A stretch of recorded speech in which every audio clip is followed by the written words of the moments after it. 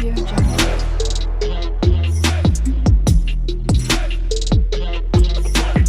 Audio Jungle. अस्सलामुअलैकुम, मैं हूं आपका दोस्त और आप देख रहे हैं मिस्टर प्लीडर।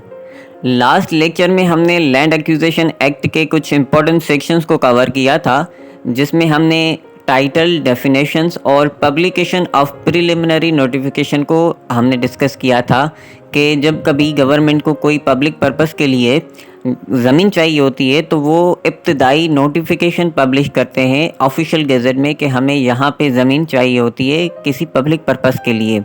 और उसके साथ साथ हमने ऑफिसर के पावर भी पढ़े थे कि जो एक ऑफिसर अपॉइंट करते हैं जिसको कलेक्टर कहा जाता है, उसके पास सर्वे के जो है वो पावर्स होते हैं, वो सर्वे करता है उस एरिया में। क्या बात है सर, क्या बात है सर। आज पढ़ेंगे सेक्शन 5 से। सेक्शन 5 के तहत notification that the particular land is needed for a public purpose और फॉर अ कंपनी। जब वो सर्वे कर देता है, यानी जो भी उसके पावर्स होते हैं अपना यूज़ करते हुए, जब उसको कोई हिस्सा जो है वो ज़मीन का पसंद आ जाता है या फिर उनके प्रोजेक्ट के लिए वो फिट होता है, तो वो कहते हैं कि हमें इस एरिया में ये वाला जो ज़मीन का टुकड़ा है वो हमें चाहिए, जिसके लिए वो नोटिफिकेशन जारी करते हैं जो सेक्शन 5 में बताया गया है। नोटिफिकेशन दैट द पर्टिकुलर यानी स्पेसिफिक मखसूस जो है land is needed for public purpose. उसके बाद सेक्शन जो है वो 5A है, जिसमें ऑब्जेक्शन के बारे में बताया गया है। हियरिंग ऑफ ऑब्जेक्शंस यानी जो सर्वे के दौरान जो भी डैमेजेस आए हैं, ये उससे रिलेटेड है सेक्शन 5A ऑब्जेक्शन।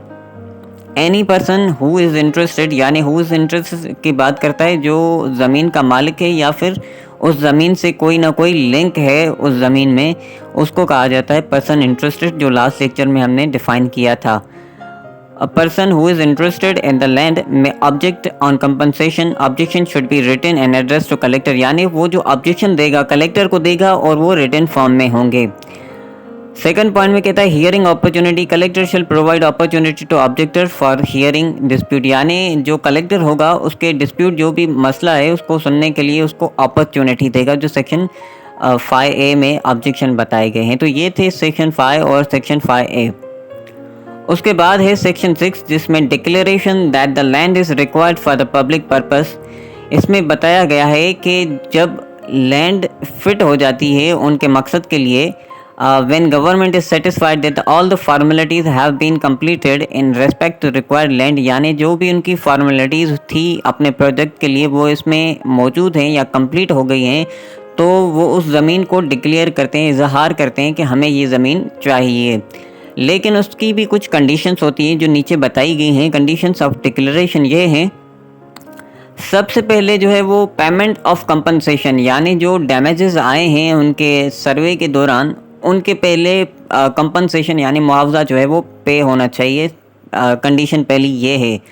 उसके बाद टाइम लिमिट फॉर डिक्लेरेशन, यानी जो टाइम पीरियड है उसको इजहार करने का यानी डिक्लेयर करने का ज़मीन, वो क्या है। Time limit for the declaration is 6 months after the publication of notification for the acquisition of land.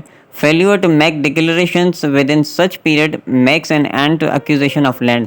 यानी ये जो डिक्लेरेशन होती है उसका जो टाइम पीरियड होता है वो 6 महीने होते हैं। जब वो नोटिफिकेशन जारी कर देते हैं कि पार्टिकुलर लैंड हमें ये चाहिए, उसके बाद इनके पास 6 महीने होते हैं कि उनसे ज़मीनें ये ले लें। अगर वो ये नहीं करते तो ये लैंड जो है वो एंड पे आ जाती है, यानी ये जो राइट है इनका लैंड एक्विजिशन के एक्ट के तहत जो गवर्नमेंट का राइट है वो राइट इनका ख़त्म हो जाता है।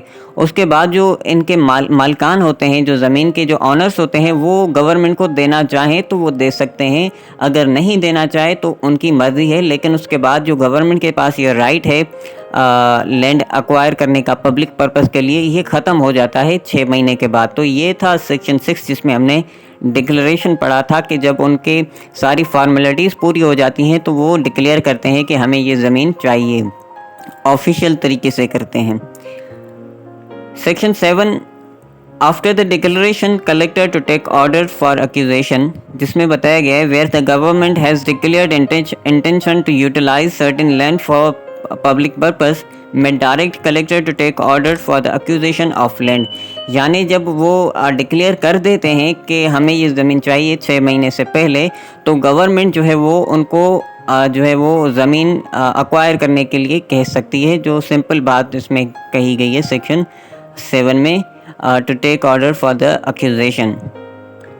उसके बाद एक इम्पॉर्टेंट सेक्शन है section 8, land to be marked out measured and planned, यानी इसमें बात की जा रही है कि डिक्लेयर भी हो गई और आगे बढ़ने के लिए वो मेजरिंग की जाती है ज़मीन की कि कितनी ज़मीन किस बंदे की है, कितनी ज़मीन किसकी है, तो वो सेक्शन 8 में बताया गया है।